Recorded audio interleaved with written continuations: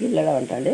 ఇది కోసి నార తీసేసి కడిగి గిన్నె పెట్టుకొని నూనె పోసి ఉల్లిగడ్డ, ఆవాలు, జీలకర్ర, ఎండుమిరపకాయలు, కరివేపాకు, ఉల్లిగడ్డ, అల్లం వెల్లిగడ్డ వేసి పోపు చేసినండి. పసుపు, దొరకాయ కర్రీ చేస్తున్నా. రోట్లో నలుగ దంచుతున్నాండి. ఎల్లిపాయలు, ఉప్పు, పచ్చిమిరపకాయలు ఉన్నాయి. 4 పచ్చిమిరపకాయలు, తగినంత ఉప్పు, ఎల్లిపాయలు దంచేస్తండి. స్టవ్ వెలిగించి కొంచెం కాల్ చేస్తే టేస్ట్ వస్తుంది. కొబ్బరి నలుగ దంచుతా.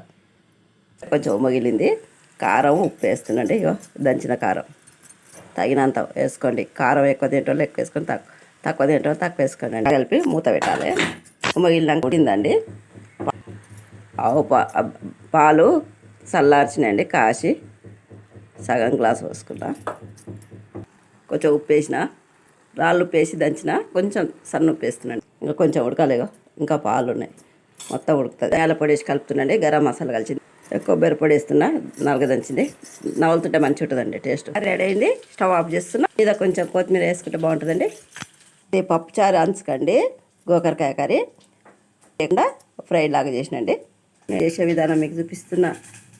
ట్రై చేయండి, లైక్ చేయండి, షేర్ చేయండి. చూసే వాళ్ళందరికీ థ్యాంక్స్ అండి.